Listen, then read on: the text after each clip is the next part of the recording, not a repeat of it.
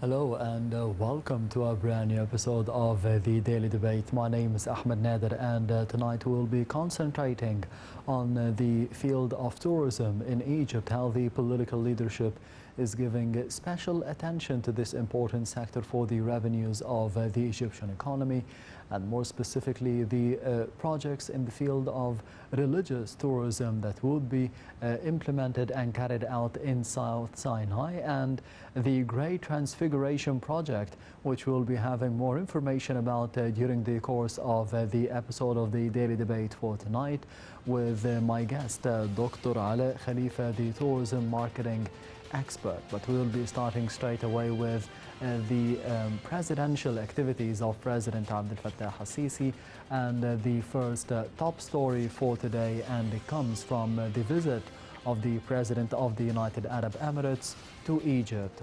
As President Abdel Fattah al-Sisi and the President of the United Arab Emirates, Sheikh Mohammed bin Zayed Al Nahyan, discussed on Sunday in a summit in the new Alamein city, boosting strategic cooperation between the two countries, especially in the economic and the developmental fields. The discussions came with the aim of advancing the two countries' aspirations towards achieving sustainable development and progress.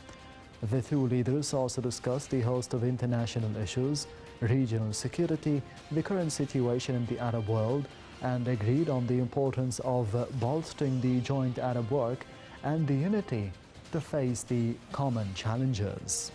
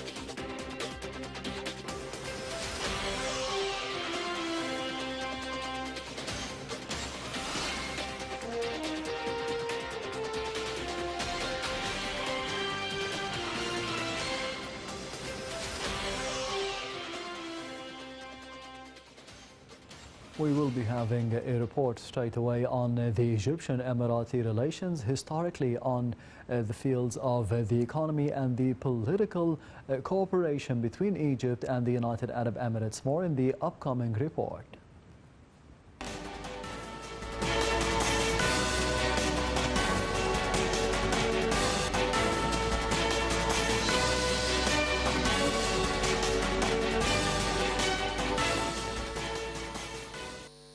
The Egyptian-UAE relations are based on the foundations of strategic partnership between the two countries to achieve interests of the two peoples and face challenges in the region. The leadership of the two countries and their officials always meet at all levels to coordinate on these challenges. The number of exchanged visits between the two leaders of the two countries has reached about 22 since 2014.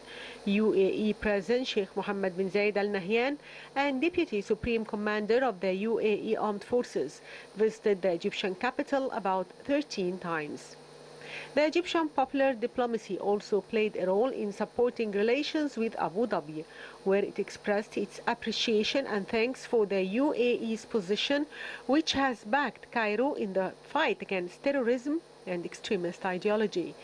On the 7th of June 2014, a high-level UAE delegation headed by Mohammed bin Zayed participated in the inauguration ceremony of President Sisi to open the page on Egyptian-UAE relations during the era of the new Egyptian leadership. After only 3 months, Mohammed bin Zayed Al Nahyan held talks with the Egyptian president that included files of the region, a visit that determined the strategic nature of the two leaders' meeting. President Sisi began the year 2015 with his first visit to the UAE at the invitation of Mohammed bin Zayed Al Nahyan. It was agreed in February 2017 to form a bilateral political consultation mechanism that would meet every 6 months at the level of foreign ministers and the other at the level of senior officials. The two countries have strong and solid relations, which represents a model to be emulated in Arab relations. At the economic level, the UAE invests in Egypt, as UAE direct investments reach about $15 billion. In return, Egypt is one of the UAE's largest trading partners, and the UAE market is the first destination for Egyptian exports. Egypt and the UAE represent a buffer wall in order to protect the region and a model of relations to be emulated in the region and the world.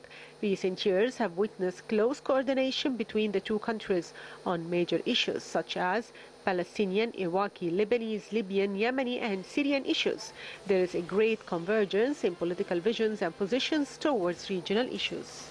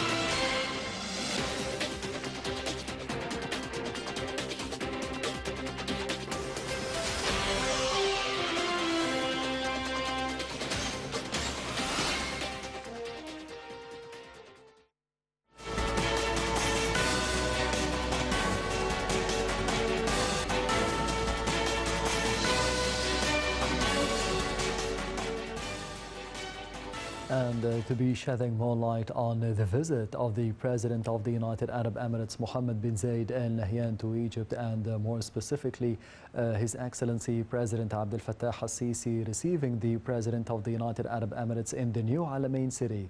I'm honored to be having with me over the phone is Dr. Sherif Amer, the Professor of International Relations. Thank you very much for being with us tonight on the Daily Debate. Thank you for inviting me. Anytime. Dr. Sherif, what is the importance of this visit, and what does this say about the historic bilateral relations between Egypt and the United Arab Emirates? Well, we all know that what's going on now in the region needs to be coordinated between all the leaders, especially between Egypt and the Emirates. We understand that President Sisi and President of the Emirates, Sheikh Mohammed bin Zayed, they have excellent relations personally, and we have to understand also that it is important to develop these relations in these critical times in the region. We all know that economically and security level, there is something very that is to coordinate with Arab countries, and we all know also that it's and energy also is very critical. Coordination is the key word. If we want to be in these difficult times, diplomatic, it will be hard to face any challenges in the coming time. Yes, Dr. Sherif, on the political and the economic levels, how did you see the support of the United Arab Emirates to Egypt, specifically after the 2013 revolution?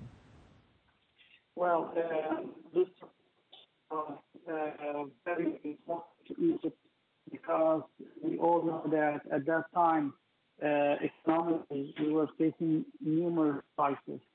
We were facing crises on every level, on the security level, and also on the economic level, and even on the diplomatic level. So the support that we got from the Emirates was very important to us, crucial to us, to continue our path towards democracy.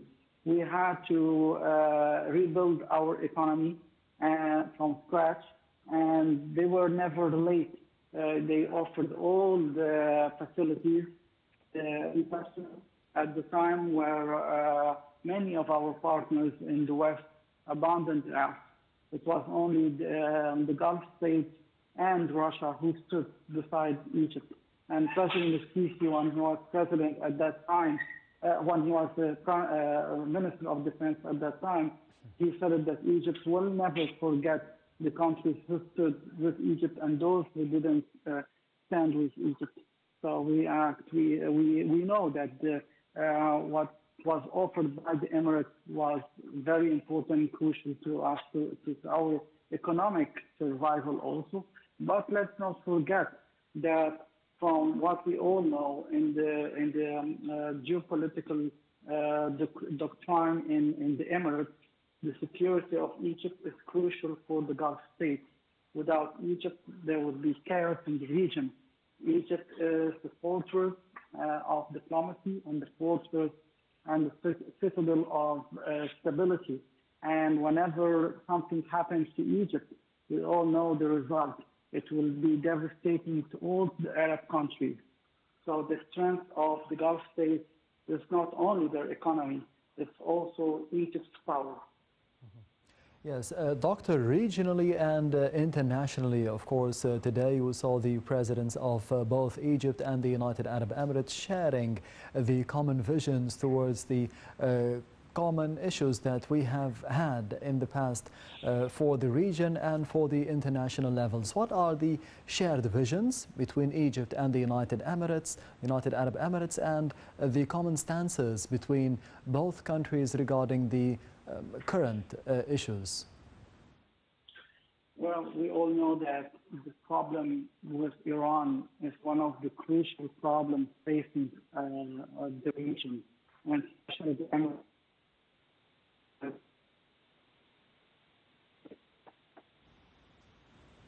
Occupied by Iran, Grand Tomb and the small tomb and Abu Musa Island. So these three islands are occupied Arab territories, and we were still standing with our brothers in the Emirates to liberate them by all means.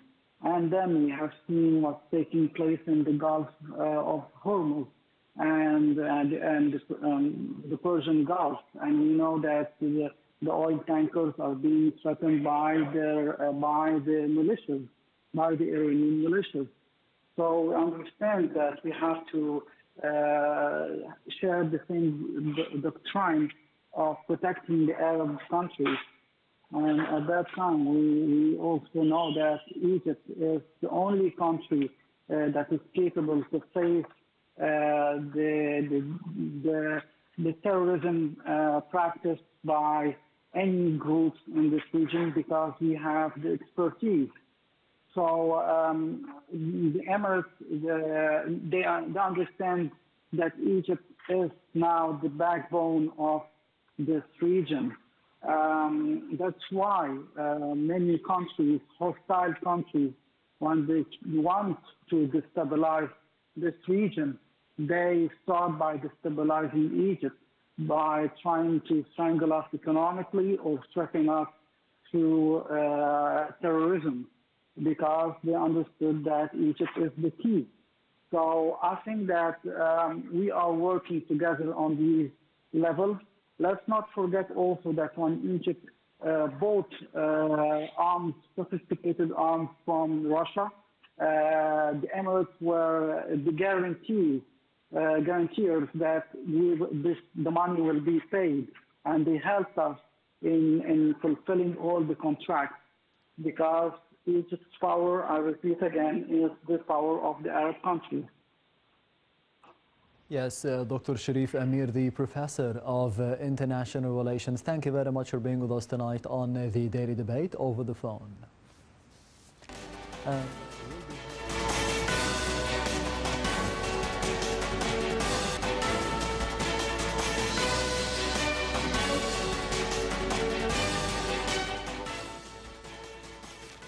We will be heading to another story from the presidential activities of President Abdel Fattah al-Sisi, which took place on Saturday, as His Excellency met with Prime Minister Mustafa Madbouli to be discussing the future of Egypt project, which is focused and concentrating on the land reclamation in several areas like Tushka, Sharq al-Uwaynat, and other areas of the country. We'll be having more details in the upcoming report. So stay tuned.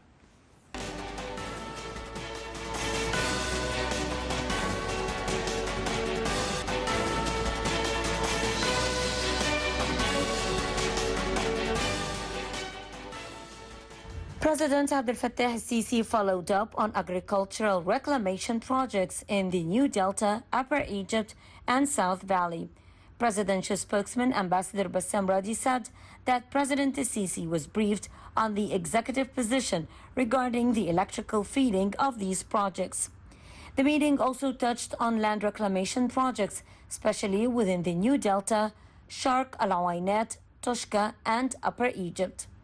The president ordered to ensure these projects are a success in order to achieve the planned maximum production capacity, serving as a basic general principle for all the development projects across the country.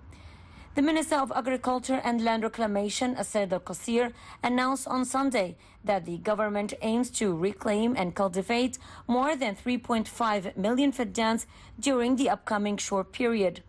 The agricultural sector in Egypt receives great support from the political leadership, he assured, as represented in the size of the major national projects that have been established and related to agriculture.